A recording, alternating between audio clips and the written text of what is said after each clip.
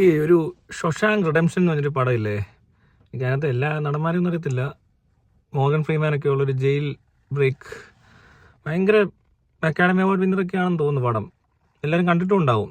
കഴിഞ്ഞ ദിവസം ഞാൻ അതിൻ്റെ ആ ഒരു ക്ലിപ്പ് മാത്രം കണ്ടപ്പോഴേ, ഇയാൾ ഈ അവസാനത്തെ ഈ മതിൽ പൊളിച്ച് ഒരു സീവേജ് ഒരു ടണലിൽ കൂടി ഇങ്ങനെ ടണലിടിച്ച് പൊട്ടിച്ച് ഏകദേശം ഒരു 500 യാർഡ്സ് ദൂരത്തിൽ ഈ സീവേജ് പൈപ്പിലൂടെ പോയി ഒരു മനുഷ്യന് സർവൈവ് ചെയ്യത്തില്ല, ഏകദേശം ഒരു 5 ഫുട്ബോൾ ഗ്രൗണ്ട്സിൻ്റെ അത്രയും നീളമുണ്ട് എന്നൊക്കെ പറഞ്ഞുകൊണ്ടൊരു കാര്യം കാണുമായിരുന്നു. ഇത് റിയൽ ലൈഫ് സ്റ്റോറിയൊന്നുമല്ല, ആടുജീവിതമൊന്നുമല്ല. പക്ഷെ എന്നാൽ പോലും ഈ കഥയൊക്കെ ഭയങ്കര രസമുള്ള കഥയാണ്, എല്ലാ സംഭവമൊക്കെ ശരിയാണ്. പക്ഷെ ഇങ്ങനെ ഒരു സിറ്റുവേഷൻ എന്ന് പറയുന്നത് ഭയങ്കര സൂപ്പർ ഹ്യൂമൻ സംഭവമായിപ്പോയി. കാരണം ഇതുപോലൊരു സീവേജ് അല്ല ഡ്രെയിനേജ് എന്നൊക്കെ പറയുന്ന സ്ഥലത്ത് പോയിസണസ് ഗ്യാസസ് ആയിട്ട് ഒരുപാട് സാധനങ്ങൾ കാണും. Hydrogen sulphide, carbon monoxide, dioxide, oxide എന്ന് പറഞ്ഞുകൊണ്ട് നൈട്രജനും അല്ലാത്ത അമോണിയയും ഇങ്ങനെയൊക്കെ കാണിക്കണം. ഒന്നെങ്കിൽ ഓക്സൈഡോ ഡയോക്സൈഡോ ഒക്കെ കാണും. ഇന്നത്തെ ആള് ഈ നാറ്റം സഹിച്ച അയാൾ ഇത്ര ദൂരം പോകുന്നു എന്നൊക്കെ പറഞ്ഞ ഡയലോഗുണ്ട്. പക്ഷെ ഒരിക്കലും ആ മനുഷ്യൻ അതിനകത്ത് അപ്പുറം ചാടത്തില്ല. അങ്ങനെ സംഭവം ഇല്ല. ഇവിടെ കിണറ്റിലൊക്കെ ഇറങ്ങിയിട്ട് ആൾക്കാർ മരിച്ചു പോകുന്ന കണ്ടിട്ടില്ലേ? കാർബൺ മോണോക്സൈഡ് കാരണം സംഭവിക്കുന്നത്. ചിലപ്പോൾ ഹൈഡ്രജൻ സൾഫൈഡ് ഉണ്ടോന്ന് അറിയത്തില്ല. എന്നാൽ പോലും ഈ ചിരട്ടയൊക്കെ കത്തിച്ചിട്ട്, പക്ഷെ അങ്ങനെ ഒരു സാധനം അതിനകത്ത് പറ്റത്തില്ല. അയാൾക്ക് ഇങ്ങനെയുള്ള സാധനങ്ങൾ കൈ കിട്ടാൻ സാധ്യത ഇല്ലാത്തൊരു സ്ഥലമാണ് ജയില്. അപ്പോൾ അയാൾ ഉറപ്പായിട്ടും അതിനകത്തോട്ട് ഇറങ്ങിയിട്ടുണ്ട്. അയാൾ ഒരു 100 മീറ്റർ പോലും പോകത്തില്ല. 10 മീറ്റർ പോകുമ്പോൾ തന്നെ ബോധം പോകുന്നു, അയാൾ കുഴഞ്ഞു വീഴുന്നു. സത്യത്തിൽ അയാളെ അവിടെ നിന്ന് വേണേൽ നമുക്ക് തിരക്കഥ ഒന്ന് ഇത് ചെയ്താൽ അന്ന് നല്ല മഴ പെയ്യുന്നുണ്ടായിരുന്നു. അപ്പോൾ തൊട്ടപ്പുറത്ത് ഏതെങ്കിലും ഒരു ചാനൽ മാറ്റി ഒരു സീവേജ് വാട്ടർ അല്ല അവിടെ കെട്ടിക്കിടക്കുന്നു, ഉടനെ ഒരു പൈപ്പ് ലൈൻ തുറന്നു വിടുന്നു, ഉടനെ കുറേ വെള്ളം ഇങ്ങനെ പുഷ് ചെയ്ത് അല്ലേ ആ ഒരു ദിവസം അങ്ങനെ സംഭവിച്ചു, യാദൃശ്യമായിട്ട് സംഭവിച്ചു. എന്താണെങ്കിലും കഥയാ. അങ്ങനെ വേണേൽ നമുക്ക് മാറ്റാമെന്ന് ഞാൻ എൻ്റെ സ്ക്രിപ്റ്റിലുണ്ടെങ്കിൽ ഞാൻ തീർച്ചയായിട്ടും തിരുത്തും. കാരണം നമുക്കത് ഒരു അൺസൈന്റിഫിക് ആയിട്ടുള്ളൊരു പരിപാടിയുടെ ആവശ്യമില്ല. അപ്പോൾ നമ്മളൊരു സാഹചര്യം അപ്പുറത്ത് സൃഷ്ടിച്ചാൽ മതി. അങ്ങനെ അന്ന് യാദൃശ്യമായിട്ട് സംഭവിച്ചെന്നേ. അതിനിപ്പോൾ അങ്ങനെ അയാൾ മരിക്കാൻ പോകുന്നു, ഇത്ര ഗ്യാസുകൾ ഉള്ളതാണെന്ന് അയാളുടെ മനസ്സിലൂടെ ഇങ്ങനെ പോകുന്നു. Hydrogen sulphide, carbon monoxide, nitrogen dioxide, പിന്നെ അമോണിയ ഓക്സൈഡ് എന്നൊക്കെ പറഞ്ഞ് ഇങ്ങനെ ഓരോന്നൊക്കെ ഇങ്ങനെ തെളിഞ്ഞു. ഓക്സിജൻ ഡെഫിഷ്യൻസി, അയാൾക്ക് ഹാർട്ട് റേറ്റ് കുറയുന്നു. അങ്ങനെ കുഴഞ്ഞു വീഴുമ്പോഴാണ് മുകളിൽ ഈ വെള്ളം ഇങ്ങനെ കെട്ടിക്കിടന്നപ്പോൾ ഇതിലേക്ക് ഡൈവേർട്ട് ചെയ്യുന്നു. അപ്പോഴത്തേനും വെള്ളം ഇങ്ങനെ അരച്ചിങ്ങോട്ട് വരുന്നു. ഇയാൾ വെള്ളത്തിൽ കൂടെ ചീറ്റ് ഇവിടെ എല്ലാം കൂടെ ഇങ്ങനെ ആക്കി ആകപ്പാടെ ഭയങ്കര തെറിച്ച് പോയി മറ്റേ വെള്ളത്തിലേക്ക് വീഴുന്നു. ഇത് സീവേജ് കൊണ്ട് വീഴുന്ന സ്ഥലത്തോട്ട് വീണ് കഴിഞ്ഞ് പുള്ളി ഇങ്ങനെ എഴുന്നേറ്റ് ഇങ്ങനെ നിൽക്കുന്ന സീനൊക്കെ ഉണ്ട് മഴയത്ത്. അപ്പോൾ അയാൾ അവിടെ വീണ് കഴിഞ്ഞിട്ട് ആളിങ്ങനെ ഒഴുകി അങ്ങോട്ട് പോകുമ്പോൾ ശ്വാസം ഇങ്ങനെ താഴ്ത്തി ഇങ്ങനെ പെട്ടെന്ന് തെറിച്ചുകൊണ്ട് വീഴുമ്പോഴത്തേന് അവിടെ ഒരു മുതല, ആ മുതല അയാളെ ഇങ്ങനെ പിടിക്കാനായിട്ട് ഇങ്ങനെ വരുന്നു. മുതല ഇങ്ങനെ കണ്ടു ഇങ്ങനെ വരുന്നു. ഇയാളിങ്ങനെ ബോധമില്ലാതെ ഇങ്ങനെ തെറിച്ച് വന്ന് വെള്ളത്തിനടിയിലേക്ക് ഇങ്ങനെ പെട്ടെന്ന് അയാൾക്ക് ബോധം വരുന്നു. അപ്പോൾ ഇങ്ങനെ മുകളിലോട്ട് വരുമ്പോൾ കാണുന്ന ഒരു മുതല. പിന്നെ മുതലയുമായിട്ടൊരു മൽപ്പിടുത്തം, മുതലയുടെ വാ വലിച്ചു കീറി അതിനെ കൊന്നിട്ട്, വേണ്ട കൊല്ലണ്ടല്ലേ, മോശം ഒരു മൃഗത്തെ. No animals are harmed in my film, in this film. No reptiles, അങ്ങനെ വേണം പറയാം. No reptiles, no earthworms, nobody, no ഈച്ച, നോ കൊതുക് are harmed in this video എന്നൊക്കെ പറഞ്ഞ് എഴുതി വെക്കേണ്ടി വരും. ഒരുപാട് കൊതുകി കത്തിക്കുന്ന കുട്ടയായിട്ട് കത്തിച്ച് വെച്ചിട്ട് ഇങ്ങനെയൊക്കെ വീഡിയോയുടെ അടിയിൽ എഴുതി വെച്ചാലല്ലേ എന്തൊരു കോമഡി. ഇവിടെ ഉള്ള ആൾക്കാരല്ലേ എന്തൊരു മൈരന്മാരുടെ ഇവര്. ഇവിടെയുള്ള എല്ലാത്തിനും കൊന്ന് തിന്നുകയും ചെയ്യും, ഇല്ലാത്ത എല്ലാം വെട്ടി നശിപ്പിക്കുകയും ചെയ്യും, എല്ലായിടത്തും കൊണ്ട് വേസ്റ്റ് വിടും, വെള്ളവും വായുവും എന്തിനാ പറയുന്നത് ഈ എല്ലാം മലിനമാക്കി. വെളിച്ചം വരെ മലിനമാണെന്ന് ഇവിടെ, ശബ്ദ മലിനീകരണം ഇതെല്ലാം ചെയ്ത് കഴിഞ്ഞിട്ട് എഴുതി വെക്കും alcohol consumption is injurious to health, cigarette smoking causes cancer എന്ന്. ക്യാൻസറിൻ്റെ ഒക്കെ കാരണം എന്താണോ എന്തോ, എന്താണെങ്കിലും ഇവിടെ ഉള്ളവർക്ക് ക്യാൻസർ വരുന്നതിനകത്ത് എന്തെങ്കിലും പറഞ്ഞിട്ട് വല്ല കാര്യമുണ്ടോ? അതിനിടയില നോ ക്രൊക്കഡൈൽ ഈസ് ഹാംഡ് എന്ന്. അപ്പോൾ അതിനെ നമ്മൾ അത് കഴിഞ്ഞ് അയാൾ അവിടെ നിന്ന് എഴുന്നേറ്റ് ക്രൊക്കഡൈലിനെ കൊല്ലണ്ട, നമുക്ക് കഴുത്ത് തിരിച്ച് ഇങ്ങനെ പിടിച്ച് കഴിയുമ്പോൾ ക്രൊക്കഡൈൽ ഓടി രക്ഷ പേടിച്ചിട്ട് ഇയാൾ ഭയങ്കര തെറിയൊക്കെ വിളിക്കും ക്രൊക്കഡൈലിനെ.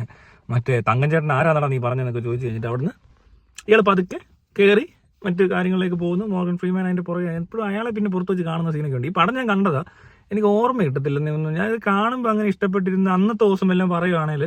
പക്ഷെ ഇത് ഞാൻ അന്ന് ആലോചിച്ചില്ല. ഈ സിനിമയൊക്കെ നമ്മൾ കാണുമ്പോഴേ പെട്ടെന്നൊന്നും നമ്മൾ ചിലത് ചിന്തിക്കത്തില്ല. ഇതിങ്ങനെ കണ്ടിരുന്ന ആലോചിച്ച് അതിന് ആ സിനിമയ്ക്ക് അത്രയും ക്വാളിറ്റി ഉണ്ട് കേട്ടോ. നമ്മളതിനെ ശ്രദ്ധിക്കാതെ പോകാനുള്ള സാധ്യത ഉണ്ട് ഈ സിനിമയ്ക്കകത്ത്. പക്ഷെ ഈ ക്ലിപ്പ് മാത്രം വരുമ്പോൾ മറ്റേ കാണിച്ച് നോക്കട്ടെ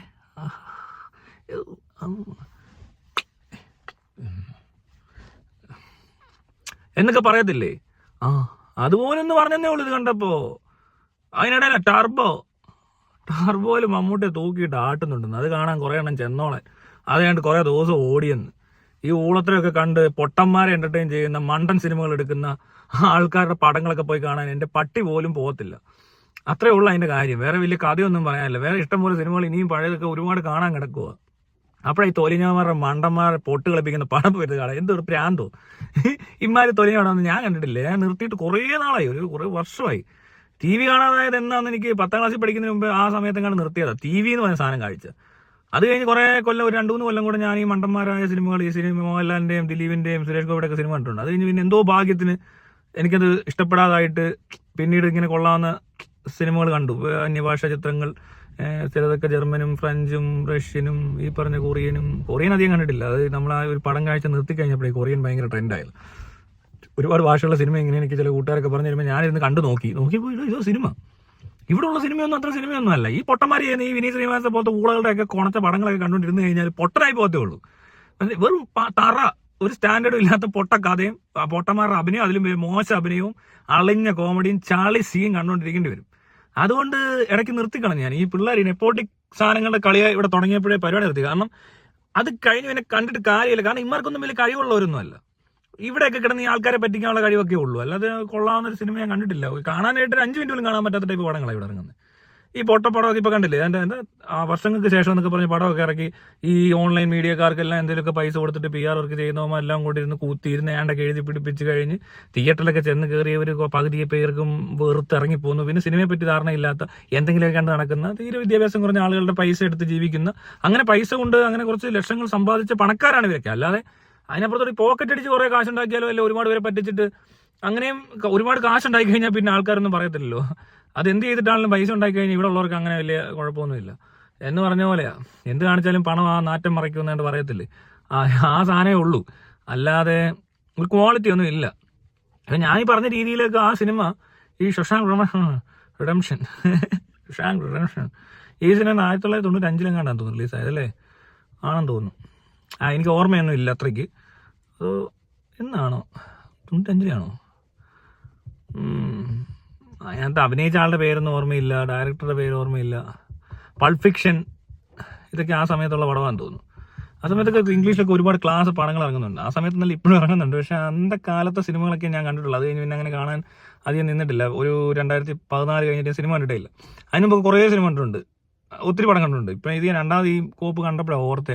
ചിലപ്പോൾ അന്ന് ഇത് കണ്ടപ്പോൾ ഇത്രയും നമ്മളാ കുറച്ചും കൂടി ഇങ്ങനെ ഇൻവോൾവ് ആയിട്ട് ഇരുന്നുകൊണ്ട് തെറ്റിപ്പോകുന്നതായിരിക്കും. ഞാൻ ഇവിടെ സിനിമ റിവ്യൂ ചെയ്യുന്നവരൊക്കെ ശ്രദ്ധിച്ച് നിങ്ങൾ നോക്കിയോ, ഇവരെല്ലാം ഈ സിനിമ കണ്ടിട്ട് ഇവിടുത്തെ ഈ പൊട്ടപ്പടം കണ്ടിട്ട് പോലും ഈ ജയിലർ എന്ന് പറഞ്ഞ പടത്തിന് A സർട്ടിഫിക്കറ്റ് കൊടുക്കേണ്ട പടമാണ്, കൊച്ചു കുട്ടികളിൽ കണ്ടപ്പോൾ ഒരു കുട്ടി ഞെട്ടുന്നത് ഞാൻ കണ്ടു. ഇതൊന്നും ഇവിടെ ഉള്ളവർക്ക് തിരിയത്തൊന്നുമില്ല. ഇവിടെ ഉള്ളൊരു സിനിമ കാണാൻ പോയിട്ട് വലിയ ഈ പൊളിറ്റിക്കൽ കറക്റ്റ്നെസ് ഒക്കെ നോക്കിയിരിക്കുന്നവന്മാർ പോലും ഇവർ ചുറ്റുപാട് നടക്കുന്ന കാര്യങ്ങൾ അറിയാത്തവരാണ്. ഇതൊക്കെ എവിടെന്നെങ്കിലും വായിച്ചോ അറിഞ്ഞോ കഴിയുമ്പോഴാണ് ഇവനെ ഇത് തുടങ്ങുന്നത്, മനസ്സിലായി. അതുവരെ ഇവർക്ക് ബോധമൊന്നുമില്ല. അതുപോലെ തന്നെയാണ് ഈ ടർബോയ്ക്ക് പ്രശ്നമുണ്ട്, ഈ റോക്കി ബോയ്ക്ക് പ്രശ്നമുണ്ട്.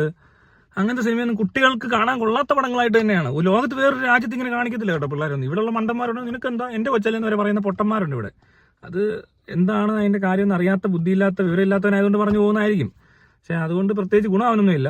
അവൻ കാണിക്കാൻ അവനുള്ള എൻ്റെ കൊച്ചുങ്ങൾ ഇപ്പോൾ പൃഥ്വിരാജ് പറഞ്ഞ പോലെ അവൻ്റെ കൊച്ചുങ്ങളൊന്നും അവനാരും ഈ പടങ്ങളൊന്നും അവൻ്റെ സിനിമകൾ ഇതുവരെ ഒന്നും കാണിച്ചിട്ടില്ല. ആടുജീവിതം ആദ്യമായിട്ട് കാണിക്കുന്നതാണ്, അതും കറക്റ്റായിട്ട് കാണിച്ചിട്ടൊന്നും ഇല്ല. എന്തെങ്കിലും ആട്ടെ, അങ്ങനെ പിള്ളേർക്ക് കാണാൻ കൊള്ളാവുന്ന പടങ്ങളൊന്നും ഇവിടെ ഇല്ല. കുറച്ച് സിനിമകളെ കാണത്തുള്ളൂ. പിന്നെ ഈ മണ്ടന്മാരുടെ സിനിമയെ കണ്ടു കഴിഞ്ഞാൽ ഇവിടുത്തെ പിള്ളേർ മണ്ടന്മാരായി പോകും. നിങ്ങൾ ഈ കാർട്ടൂൺ നെറ്റ്വർക്കിലൊക്കെ ഉള്ള നല്ല ഇംഗ്ലീഷ് കാർട്ടൂൺസ് മാത്രം കാണിച്ചാൽ കുട്ടികൾക്ക് സ്റ്റാൻഡേർഡ് ഉണ്ടാവും, ഇംഗ്ലീഷ് നല്ല രീതിയിൽ സംസാരിക്കും. കൊച്ചിലോട്ട് കാണിക്കണം. ഇത് സംസാരിച്ച് തുടങ്ങുമ്പോൾ തൊട്ട് ഇത് കാണിച്ചാൽ മതി. സ്കൂളിൽ വിട്ടില്ലേ പോലും കുഴപ്പമില്ല. ഒരു 5ാം ക്ലാസ് കഴിഞ്ഞ് സ്കൂളിൽ വിട്ടാലും മതി, വലിയ കുഴപ്പമൊന്നും ഉണ്ടാകത്തില്ല. ആ നേരം കൊണ്ട് ഇത്രയും കാർട്ടൂൺ കണ്ട് അവർ പലതും പഠിക്കും. അവർ കണക്ക് കൂട്ടാൻ വരെ പഠിക്കും അതിനകത്തുനിന്ന്. ബിഹേവിയേഴ്സ്, മാനേഴ്സ്, പിന്നെ അങ്ങനെ പലതും, പല സാധനങ്ങളുടെ പേരുകൾ, ഓരോ സിറ്റുവേഷൻ ഹാൻഡിൽ ചെയ്യേണ്ടത് എങ്ങനെ എന്നെല്ലാ പിള്ളേർ കാർട്ടൂൺ കണ്ട് പഠിക്കുന്നുണ്ടെന്നേ. ഇത് ഇവർക്ക് പറഞ്ഞാൽ മനസ്സിലാകത്തൊന്നുമില്ല. ഈ വീഡിയോ കണ്ടുകൊണ്ടിരിക്കുന്ന പല പണ്ടന്മാരും ഇപ്പോൾ കുറച്ച് വിറ്റുമായിട്ട് കമൻറ്റുമായിട്ടൊക്കെ വരും.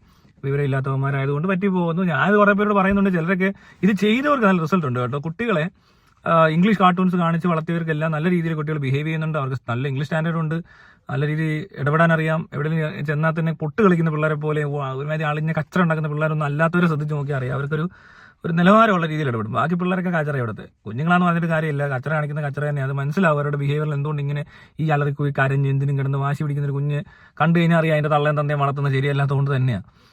എല്ലാവരുടെ എടുത്ത് എറിഞ്ഞും അലി പൊട്ടിച്ചൊക്കെ നടക്കുന്നത് എന്തോ ക്യൂട്ട്നെസ് പോലെ ഇവിടെ കാണുന്നത്. പക്ഷെ അത് ഒട്ടും കൊള്ളാത്ത ബിഹേവിയറാണ്.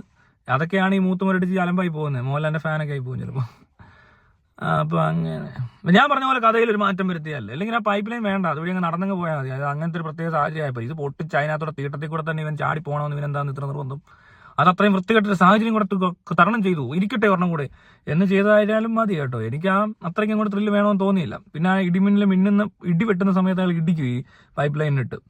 ആ സമയത്ത് ഇടിച്ച് ആ ഒരു സാധനം കൊള്ളാം. ആ കറക്റ്റ് ഇടി വെട്ടുന്ന സമയത്ത് ടക്ക് ടക്ക് അപ്പോൾ പുറത്ത് കേൾക്കത്തില്ലല്ലോ ശബ്ദം. അങ്ങനെയൊക്കെയുള്ള സാധനങ്ങളൊക്കെ ചെയ്യാൻ വേണ്ടിയിട്ട് ചെയ്തായിരിക്കും. പക്ഷേ എന്നാലും അതിനകത്ത് ആ പ്രശ്നമുണ്ട്. പക്ഷെ അത് പൊട്ടിച്ചാൽ പോലും ഞാൻ പറഞ്ഞില്ല, രണ്ടാം ഘട്ടത്തിൽ നമുക്ക് വേണമെങ്കിൽ അപ്പുറത്തുനിന്ന് വേറൊരു ഇത് തുറക്കുന്നു. അത് തുറന്നു കഴിഞ്ഞാൽ എന്താ, അത് തുറക്കുന്ന ഇതിനിടയ്ക്ക് കാണിക്കാൻ പോകണം. അതിന്റെ തുറന്നു കഴിഞ്ഞാൽ ഇങ്ങോട്ടാണ് വരുന്നത്. ഇയാൾക്ക് എന്തെങ്കിലും പറ്റൂ, ഇയാൾ പൊട്ടിക്കുമ്പോഴാണോ പൊട്ടിക്കുന്നത് പുറക്കും, അത് കഴിഞ്ഞ് തുറക്കും, അയ്യോ എന്താവും. പക്ഷേ തുറക്കുന്നത് ഒരു പോസിറ്റീവായിട്ട് മാറുന്നു. മനസ്സിലായി. കഴിഞ്ഞ ദിവസം കണ്ടില്ലേ, കാസർഗോഡ് കോഴിക്കോട് കണ്ടൊരു കാർ കത്തിയപ്പോൾ സീറ്റ് ബെൽറ്റ് ടൈറ്റ് ആയതുകൊണ്ട് മാത്രം രക്ഷപ്പെടാൻ പറ്റാതെ പോയി മെൻഷൻ. അപ്പൊ അങ്ങനെ പറ്റുമ്പോൾ seat belt kills, speed saves.